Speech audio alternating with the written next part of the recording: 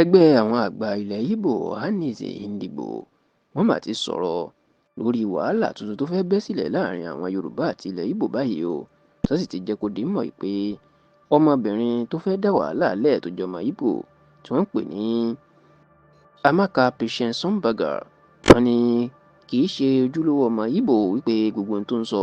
kì í ṣe táwọn Ìgbò táwọn gbà lérò tàbí pé táwọn fẹ́ sọ nìyẹn.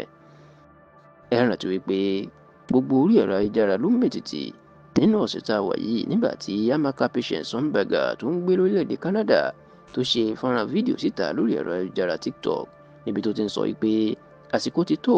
kí gbogbo ọmọ Ìgbò kan mọ àwọn Yorùbá lọ́tàá nítorí pé àwọn Yorùbá ń ṣèyàn dáadáa. Ó ní gbogbo Yorùbá tó wà ní Canada àtàwọn ọmọ Benin ìyún tó wà ní ìpínlẹ̀ Edo lásìkò yìí, ó ní káwọn máa fi májèlé sínú oúnjẹ fún káwọn sì máa pa wọ́n lọ́kọ̀ọ̀kan ní orílẹ̀‐èdè Canada. Nígbà tí ọ̀rọ̀ ètò dariwo, ìní alága àjọ tó ń rí sí ọ̀rọ̀ àwọn ọmọ Nàìjíríà tó wà ní ilẹ̀ òkèèrè ìyún Honorable Àbíkẹ́ Dábìrì-Ẹrẹwà ìlú mà ti sọ̀rọ̀ síta tó sì láwọn ti ṣèwádìí pé Amaka Patience Sọmbàgà lórúkọ ẹni náà àti pé ọmọ ilẹ̀ Ìgbò ni, tó sì láwọn ń ṣe ìkéde náà kí gbogbo àwọn ọmọ Yorùbá àti ọmọ Benin tó wà ní orílẹ̀-èdè Canada ká lè ṣọ́ra nítorí pé wọ́n lè máa fi májèlé sínú oúnjẹ fún wọn lóòótọ́. Nígbà tọ́rọ̀ ìwà ń jà rìnrìn tó wá ti tàn lórílẹ̀-èdè Nàìjíríà débi pé ìjà tó fẹ́ ṣẹlẹ̀ láàrin àwọn Yorùbá àtàwọn Ìgbò pàápàá ní ìpínlẹ̀ Èkó, ó ní ẹgbẹ́ àwọn àgbà Yorùbá tó jẹ́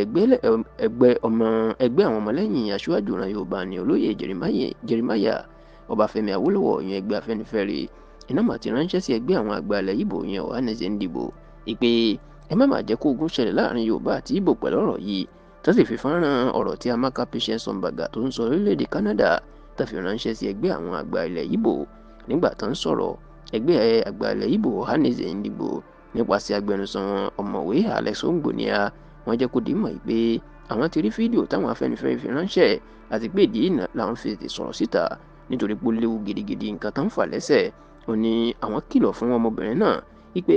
kó má ṣe sọ̀rọ̀ pé lórúkọ Ìgbò ló ń sọ̀rọ̀ nítorí pé àwọn Ìgbò àwọn ò kórìíra Yorùbá, àwọn ò sì ń ṣe oníwà jàgídíjàgà àbápàyàn. Wọ́n wá fi gbogbo ọmọ Yorùbá lọ́kàn balẹ̀ pé àwọn Ìgbò àwọn nífẹ̀ẹ́ Yorùbá o, àti wípé àwọn bẹ̀ ìjọba orílẹ̀-èdè Canada àti ìjọba Nàìjíríà láti ṣàwárí Amaka Patience kan fìyà jẹ nítorí pé kì í ṣe ẹnu àwọn Ìgbò ló ń gbà sọ̀rọ̀.